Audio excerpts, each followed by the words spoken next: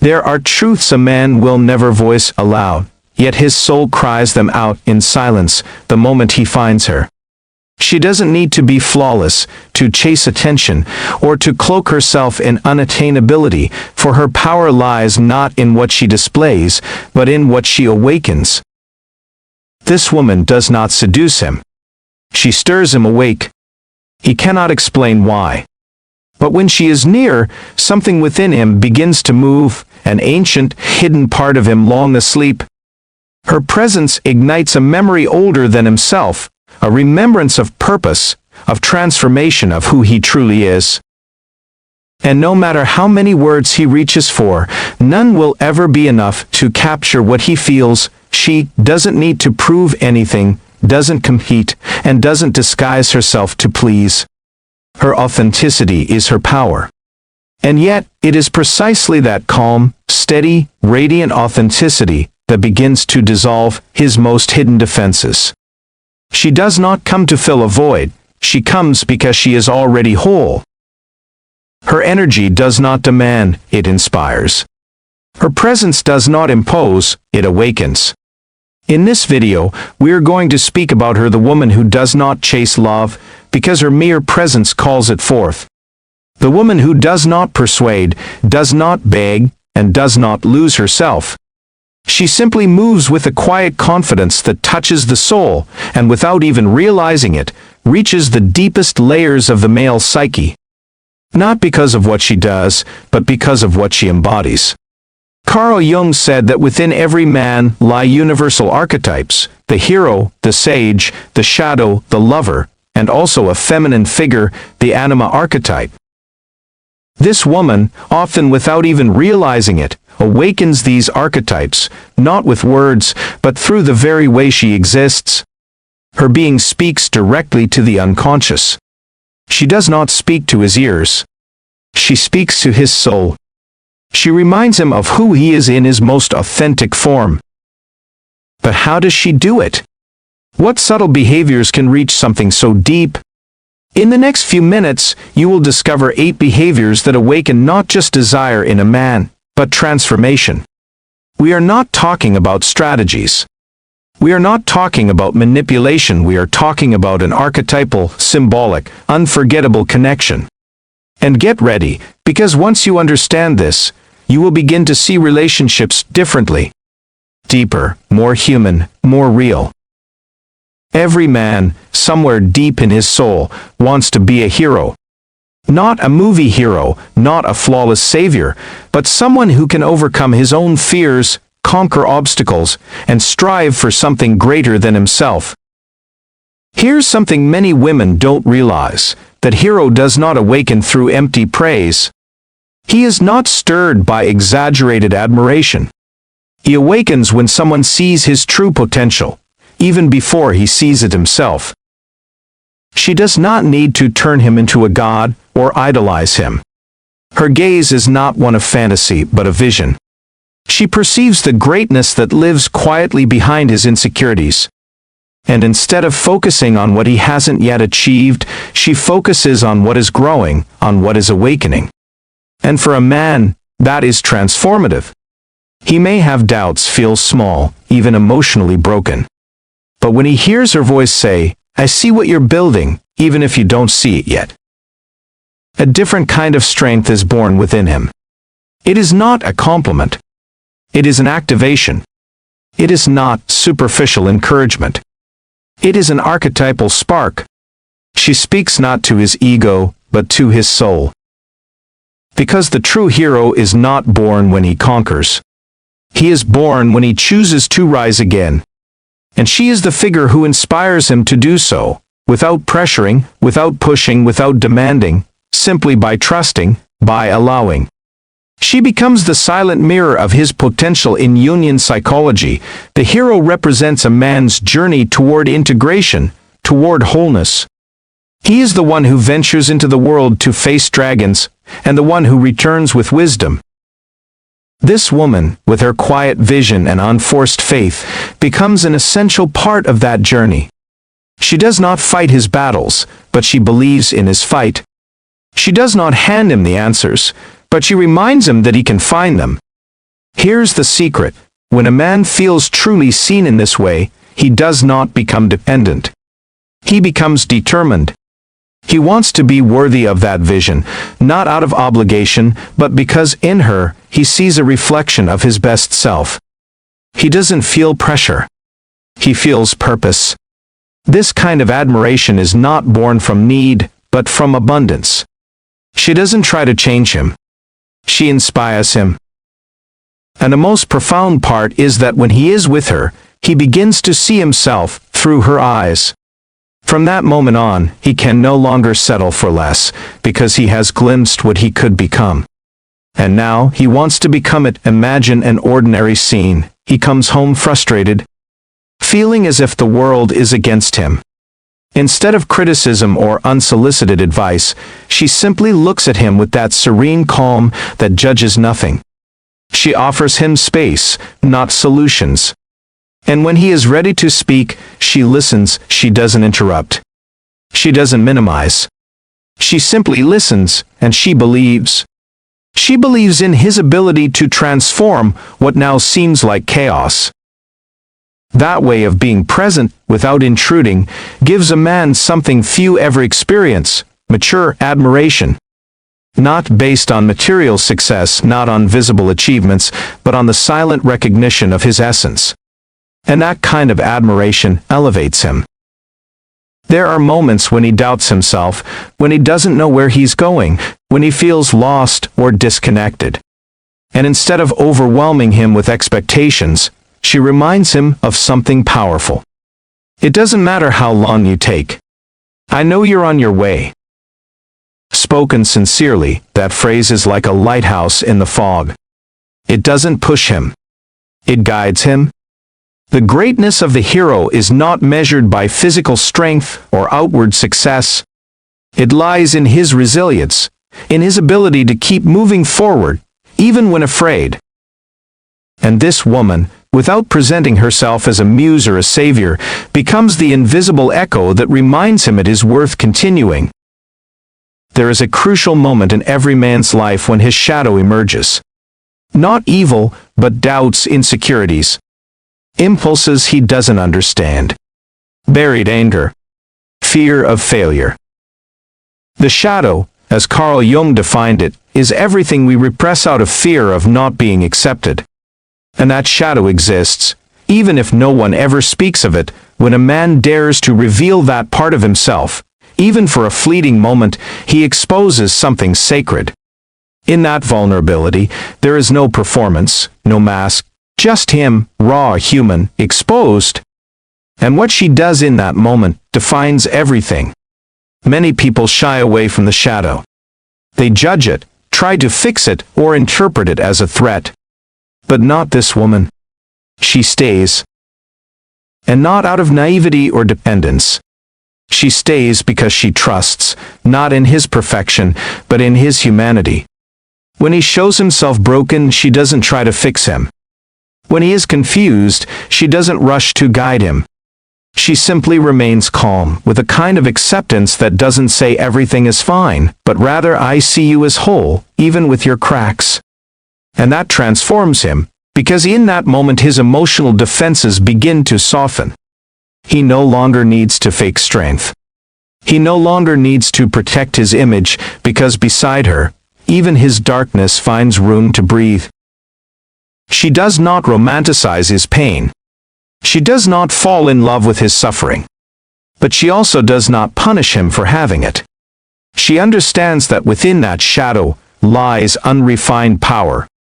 There are wounds waiting to be integrated, and parts of him that can only heal once they are first accepted. The trust she conveys is not blind. It is deep. It is the kind of certainty that says, you can be all that you are.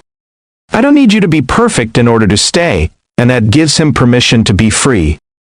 Imagine he has just made a mistake, one of those that awakens his deepest shame. Normally, he would shut down, go silent, withdraw. But she does not chase him. She does not demand rushed explanations. She does not respond with drama or indifference. She simply breathes, gives space, offers time, and in that silence, filled with respect, he begins to understand something new. He is not being judged for failing. He is being held in his process. And in that space, something almost alchemical occurs. The judgment he once imposed on himself begins to dissolve. Because if she can look at his shadow without fear, then perhaps he can too. External acceptance begins to awaken internal acceptance. Jung taught that the shadow contains not only what has been repressed, but also what is yet to be discovered. Within it lies creativity, desire, life force, but all of that remains trapped beneath layers of fear, guilt, and shame. What this woman offers is a safe space for him to explore that darkness without being consumed by it. And that integration, that growing sense of inner peace, becomes a gift he will carry forever. We live in a world that constantly pushes men to be in action mode, to solve, control, plan, be strong, be logical, be firm. And although men often succeed at meeting these demands, the constant pressure leaves a mark, an invisible fatigue, a buildup of tension they rarely get to express because showing exhaustion is not allowed, and that throws their inner world off balance. In Jungian psychology, the animus is the masculine archetype representing logic, reason, and structure. When wounded, that animus becomes rigid, cold, and closed off. The man stops feeling and starts functioning like a machine. And that's where she comes in. She doesn't argue for the sake of arguing. She doesn't need to be right. Her energy doesn't compete with his. She simply offers a space, an emotional refuge, where he doesn't have to solve anything, where he can simply be. Her presence does not demand, does not pressure. It is like a calm river that flows effortlessly. And that river, without a single word, begins to dissolve the layers of tension he carries, often without even realizing it. He doesn't know why, but beside her, he breathes more slowly. His shoulders relax. His mind, so used to constant noise, begins to find silence. And that silence is not empty, it is healing. For the first time, he doesn't feel the need to prove anything. He can just be. She doesn't treat him like a project. She doesn't try to change him. She simply offers a kind of presence that has no shape, yet carries a profound effect. And that effect is restorative.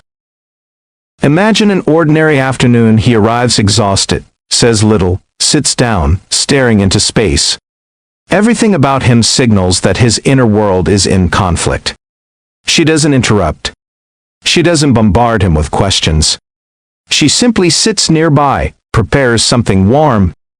Her mere presence communicates what is essential. You don't have to explain yourself for me to be here with you. And in that moment, something happens. Something subtle, often unnoticed, yet felt deeply. He is not being demanded of. He is not being observed as a role or a function. He is being received as a person, as a human being. That kind of peace is rare. It is not passivity. It is emotional wisdom. She is not putting out his fire. She creates a space for him to feel without being burned. Often, the wounded animus reacts with rigidity, sarcasm, or distance. But she does not mirror that pattern. She does not need to prove her power to possess it. And that absence of confrontation disarms him not through weakness, but through a loving firmness he never knew he needed. Jung spoke of the importance of balancing the inner archetypes. When a man has lived too long in his rational, logical, functional animus, he begins to lose connection to his emotional center.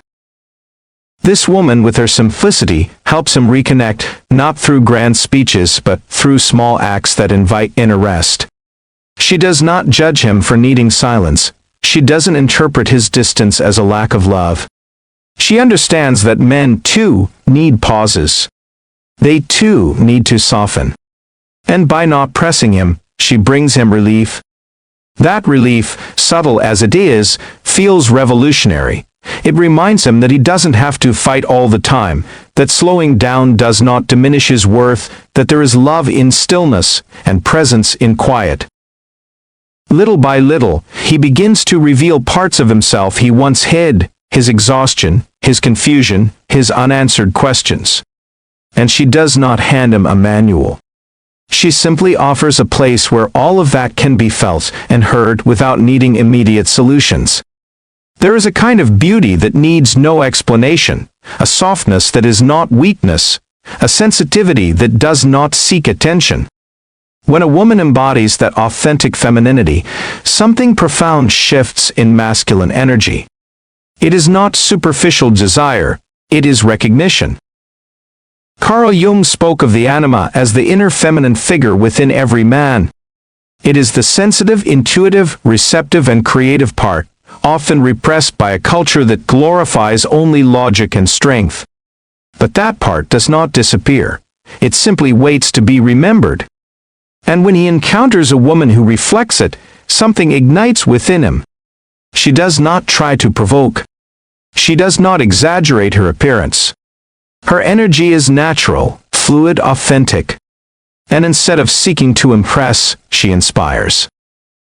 He does not know why, but the way she moves, speaks, and sees the world touches something inside him he didn't know existed. That living femininity, not performed, not shaped by external standards, becomes a symbolic mirror. He begins to recognize himself in her. Not because he wants to possess her, but because she reflects a part of himself he had forgotten. In her presence, he feels at home, not because everything is perfect, but because something in her restores a sense of wholeness within him. It is not just physical attraction. It is emotional, archetypal, spiritual resonance. She does not need to be always sweet or always gentle. Her strength lies in her truth, in her coherence, in her ability to feel deeply without losing herself. And that depth calls to him. The most fascinating part is that she does not try to seduce. She simply lives from a place that is genuine, from an inner authenticity that cannot be faked. And that authenticity awakens in him not only admiration, but a kind of ancestral recognition, as if he has known her forever. Imagine a man who has lived for years disconnected from his emotional world.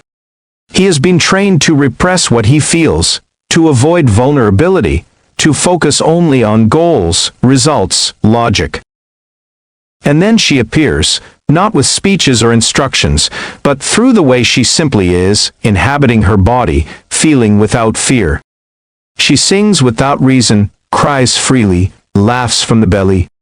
She is unafraid of her sensitivity, unafraid of her light, unafraid of her shadows. For him, that is a kind of awakening, not because he wants to be like her, but because in witnessing her fully expressed femininity, he remembers that he too has an inner universe waiting to be explored, and that is when the anima archetype begins to stir. Jung said that when a man does not integrate his anima, he projects a distorted image onto women.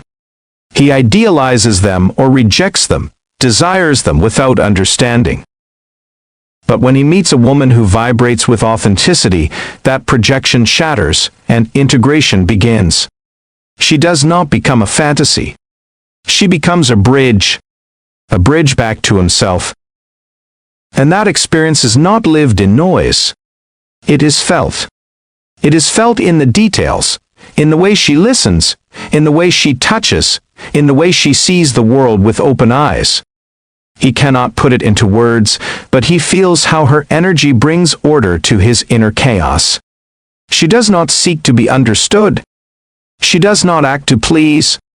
Her very existence invites connection, and in a world of masks, that is profoundly impactful. He begins to change. Not because she pushes him, but because being near her makes him feel more whole, more human, less rigid, more present.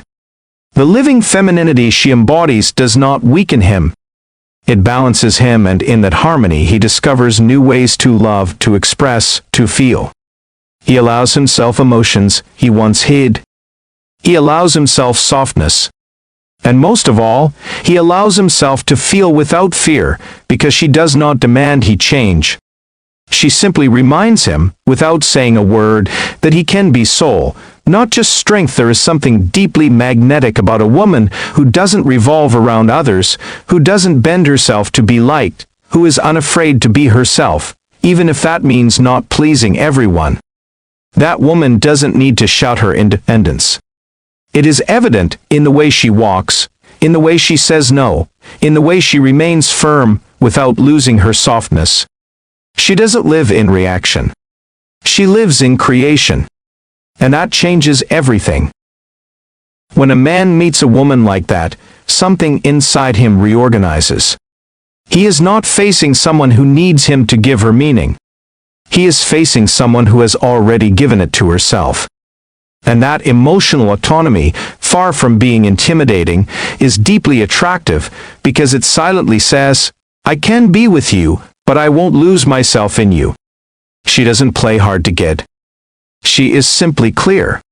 She has boundaries, values, and a wisdom to know when to step back, when to come closer, when to speak from the soul, and when to remain silent. And she does all of this from an inner axis that does not waver.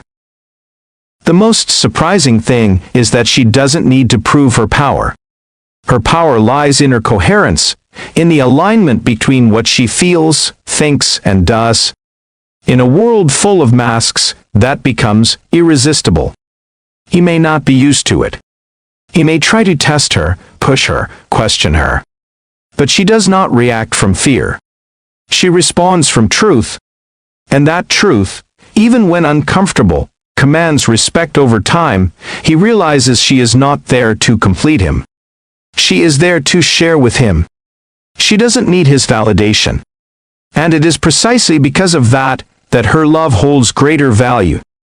It does not arise from emptiness, but from fullness. She does not bend before idealization. She does not adjust herself to be chosen. She chooses herself first, and that act of self-love changes the entire dynamic. Imagine a difficult conversation. He tries to impose his viewpoint, raise his voice, play with silence, but she does not lose her center. She does not enter the drama. She listens, breathes, and responds from clarity, not from need. Because she does not need to win. She only needs to remain true to herself. This kind of woman does not manipulate, does not seek to convince, does not strive to be seen as special. She simply is. And her very presence challenges any attempt at emotional domination. He may not understand at first and may see her as distant, cold, even defiant. But over time he realizes that what he mistook for coldness was presence. What he saw as defiance was freedom, and that forces him to grow. A woman with her own center does not demand that the other person change in order for her to feel peace. But she also does not tolerate anything that goes against her soul. She is not rigid, but she is profoundly loyal to herself. And that loyalty earns respect. Many men are drawn to appearance, but they stay long-term for authenticity, because only a woman who stands in her truth can walk alongside a man in his truth. And that doesn't mean being perfect. It means having roots, knowing who she is beyond applause or rejection. When she shows up from that place, he sees her as emotional bedrock, someone he can trust, not someone constantly seeking approval. Jung said that individuation is the process of becoming oneself. She doesn't just understand that she embodies it. And from that place, she invites others to do the same. Not through pressure, but through example. Because love that comes from the center doesn't seek to complete. It seeks to be shared. Some conversations are forgotten the next day. Others echo in the soul. Not because they were intense or romantic, but because they were real, deep, and meaningful. She is not afraid to go beyond the surface. She does not settle for talking about the weather or repeating what everyone else says. She has questions, ideas, a restlessness that does not fit into empty conversations, and that awakens him. Carl Jung spoke of the archetype of the wise man, that part of the masculine psyche that seeks to understand, observe, and reflect. But often that inner sage falls asleep, trapped in routine, in the mechanical, in the immediate, until someone appears who invites him to think again, to be curious, to see the world from new angles. She does not impose her ideas. She does not need to be right, she simply brings up topics that stir the soul, asks questions that open doors, and listens with genuine interest. In that dynamic, he begins to remember a part of himself he had long forgotten, his capacity to explore, to question, to see beyond. He does not feel judged. He feels challenged, but with respect, because she does not correct him. She provokes him intelligently. She does not crush him with facts, she inspires him with perspective. Through that, she connects him to his inner sage. And when a man connects with that archetype, he begins to seek more than mere stimulation. He seeks meaning, depth, and truth. And in her, he finds a kindred mind. Not a competitor, not a follower, a companion. A woman who awakens the inner sage in a man does not need to shout to be heard. Her intellectual presence, when rooted in authenticity, becomes a spark. And that spark ignites expansion. Imagine a quiet night, sitting lost in thought. She approaches, not with the need to speak, but with a question. One of those questions that has no easy answers. What do you think gives true value to a life? It is not a trap. It is not a test. It is an invitation. And without realizing it, he begins to open a part of himself that had been closed, not because he has to prove anything, but because she has created a space where thinking is safe, a space where feeling is allowed, where agreement isn't required for connection. She does not fear the silence between questions. She does not fill it with anxiety, she honors it. And in those spaces, he discovers the beauty of a conversation that has no goal, yet holds profound purpose. This kind of stimulation isn't academic, it is existential. It is a shared exploration of the world, of symbols, of the human experience. And as he shares this with her, he ceases to be just a man reacting to the world. He begins to become a man interpreting it. Jung believed that the wise man archetype is key to individuation, because it represents the part of us that sees from above, that understands cycles, that connects the dots.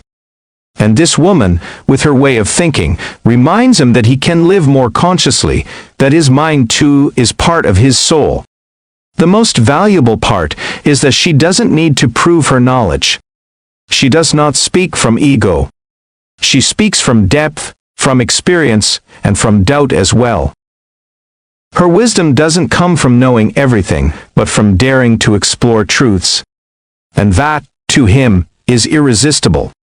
There is a language that cannot be taught with words, a space that cannot be filled with explanations. In a man's life, that space is silence, not because he has nothing to say, but because sometimes he needs to hear himself. Many interpret that silence as coldness, disinterest, or emotional distance. But not this woman. She understands it differently. She knows that for many men, silence is not emptiness, it is refuge. She does not push, does not insist, does not interrogate. She does not need instant answers. She knows how to wait without anxiety. And in that waiting, she sends a powerful message: I trust your process, even when I don't fully understand it. He may step away for a while, not because he is fleeing from her, but because he needs to return to himself. And she does not take it as an offense or a threat. She respects it. She honors it because she knows that solitude can be part of the path, not a detour. That kind of respect is rare, and therefore deeply valued. She does not fill the silence with unnecessary noise. She does not interpret withdrawal as a lack of love, which in many cases is simply a form of inner reconstruction. By not interrupting, by not invading, she becomes a safe space. A man who can be silent next to a woman without feeling guilt has found a rare and sacred place. Because in that calm, he feels free to simply be, and that freedom is a powerful form of love. Imagine he has had an overwhelming day. He is full of emotions, but does not know how to translate them. She sees him arrive, senses his tension, and does not invade him with questions or force him to speak. She simply is. Maybe she plays his favorite song. Maybe she brings him a warm drink. But most importantly, she offers presence without demand.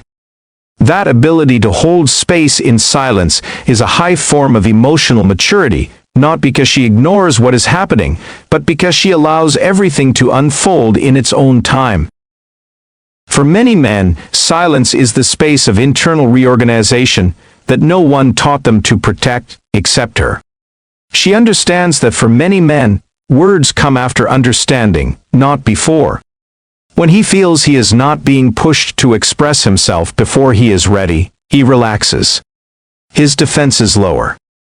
And in that emotional safety, he begins to open, not because he has to, but because he wants to. Jung said that symbols speak louder than words.